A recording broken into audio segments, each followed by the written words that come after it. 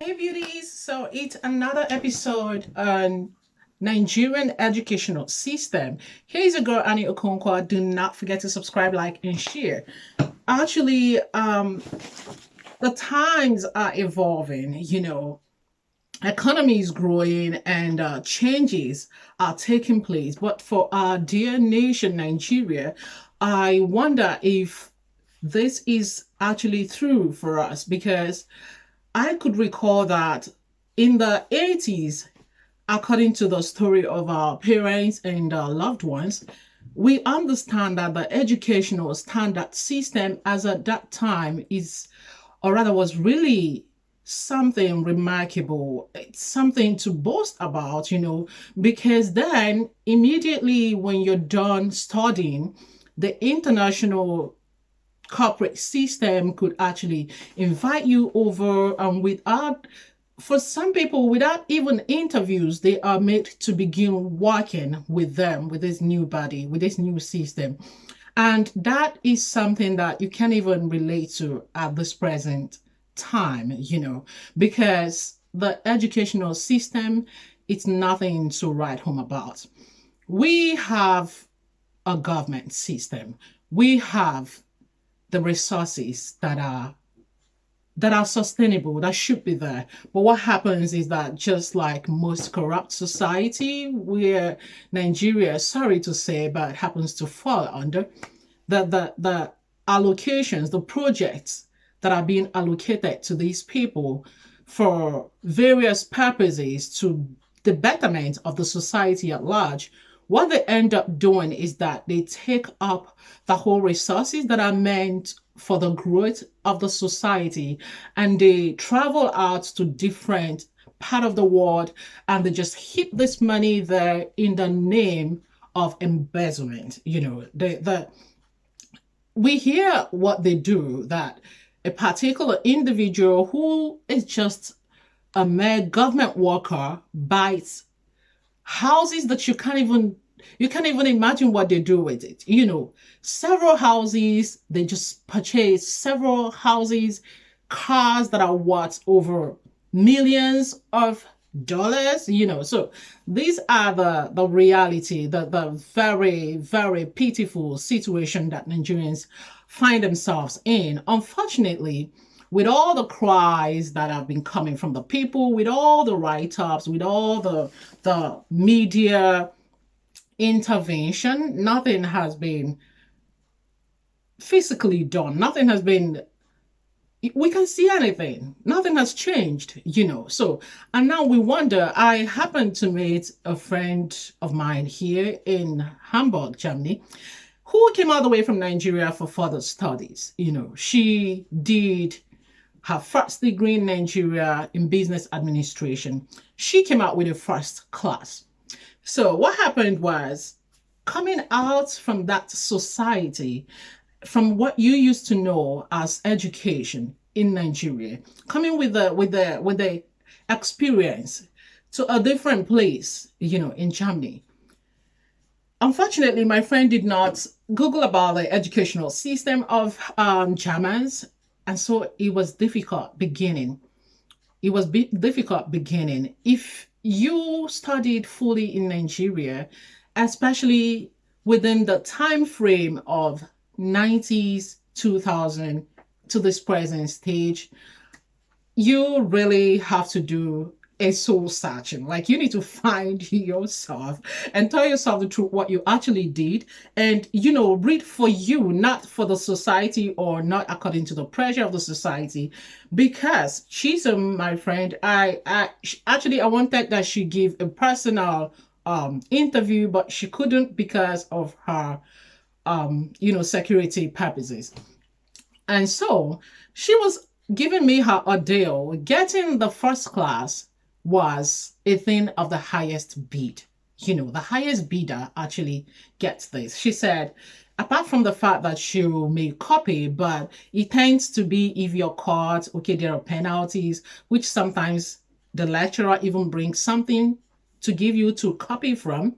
And at the end of the day, there's still something called sorting. You have to pay a particular amount. You want A, you pay a particular amount. You want B, you want the highest score, you want whatever you can afford. So it's no longer the brainstorming work. It's no longer you are going for studies to educate yourself to know what you're doing. And I think that is why the system is at its present stage, because we allow newcomers, foreigners from all over the country to come in and dominate the country with their wisdom through education. But what do? We give we take the educational system so unserious, and this is the major platform for economic growth, for development.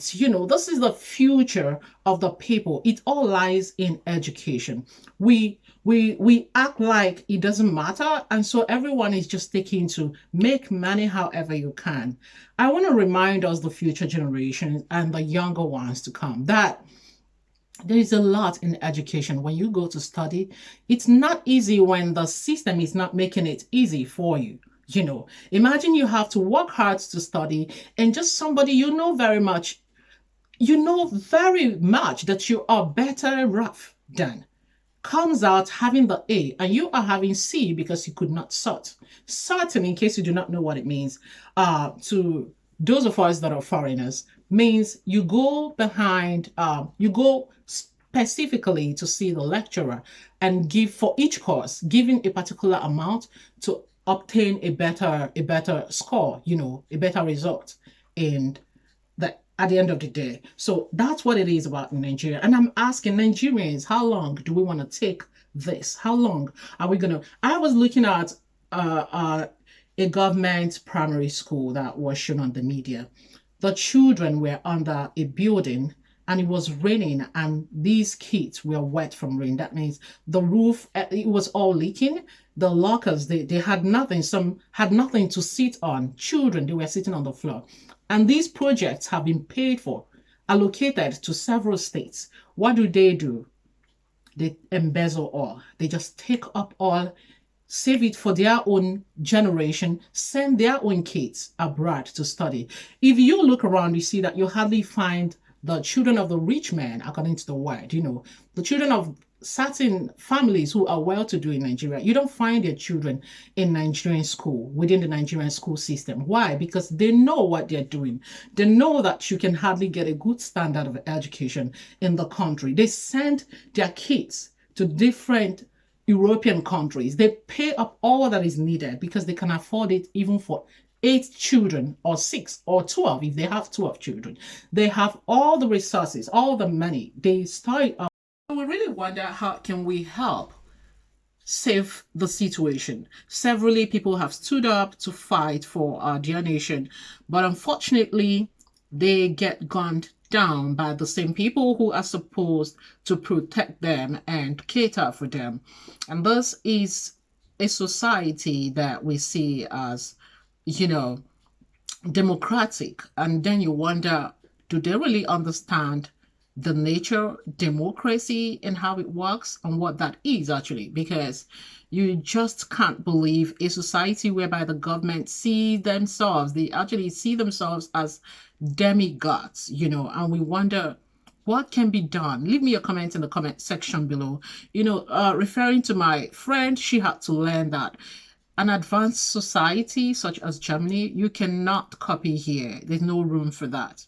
Sometimes you have to sit one person on a seat. You must mind your business. You must study and write, and you have a stipulated time whereby it just pens down and that's it. She has to learn to concentrate and study for herself and understand that this is not a society whereby you can just sort your way out or buy your first buy your way out of the school, whereby the highest bidder gets the best result, best possible result. Once again, I would remind you to subscribe, like, and share. Leave me a comment, please, in the comment section below.